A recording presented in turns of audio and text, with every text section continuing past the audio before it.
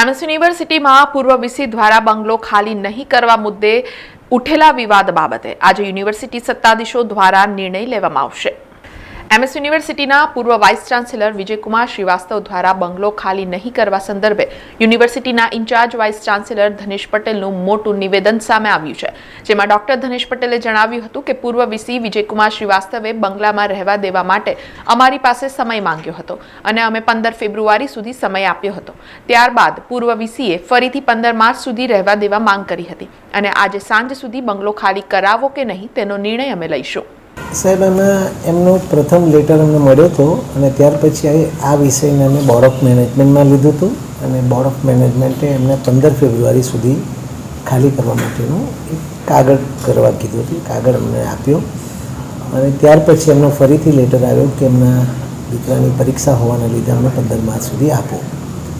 પણ વિષયને જોતાં અમે એના માટે જેટલો પ્રયત્ન કરી રહ્યા છે કે જેટલું વહેલું થાય એટલું સારું। નિયમ પ્રમાણે એક્સટેન્શન આપી શકાય 15 માર્ચ સુધી?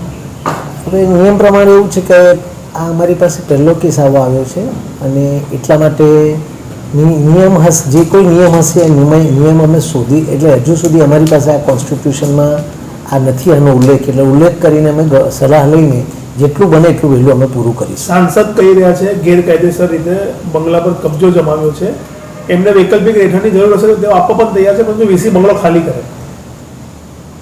હા, એટલે એટલે એના માટે અમે પૂરેપૂરી કાર્યવાહી કરી રહ્યા છે। આજે સમયસર અમારે એક ઓફિસર બહાર છે, આવે એટલે આજે સાંજે એની પૂરતી કાર્યવાહી અમે કરીશું। આજે સાંજ સુધી એનો પૂરેપૂરો કાર્યવાહી કરીશું। ગેરકાયદેસર રીતે વોટ્સએપ ગ્રુપમાં વાઇસ ચાન્સેલર પદ પરથી હત્યા પછી પણ વોટ્સએપ ગ્રુપમાં પણ જોડાયેલા છે, મેનેજમેન્ટમાં તકલીફ પડી રહી છે, એમને કેમ હટાવવામાં નથી આવ્યા?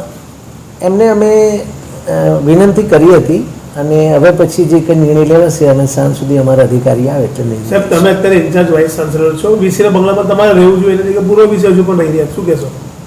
ના, હવે એ તો એમાં એવું છે કે હું તમને ફરીથી એક જ વાત કહું છું કે અમે સાંજ સુધીમાં આ વસ્તુનો નિર્ણય લાવીશું। અચ્છા, તમે એવું કહી રહ્યા છો અધિકારી નથી, કયા અધિકારીના પરામર્શની જરૂરિયાત રહે છે? કારણ કે આપ વાઇસ ચાન્સેલર છો, આપની જ સર્વે કરવા હોય આપની। સાહેબ, આમાં જે અમારું વહીવટી માળખું પ્રમાણે અમારા વાઇસ ચાન્સેલર હોય છે, અમારા રજિસ્ટ્રાર હોય છે, એ જે આખું હોય ને એમાં હું એકેડેમિક સાઇડ, એડમિનિસ્ટ્રેટિવ સાઇડ અમારે બધું કાયદાકીય માહિતી જે હોય એ પ્રમાણે ભેગા થઈને જોઈન્ટ રજિસ્ટ્રારને અમે આ કાર્યવાહી કરી રહ્યા છીએ। સમાચારોના સતત અપડેટ માટે TNN ન્યૂઝને YouTube પર સબસ્ક્રાઇબ કરી બેલ આઇકોન પ્રેસ કરો અને અમારી સાથે જોડાયેલા રહો Facebook, Instagram અને Twitter ઉપર।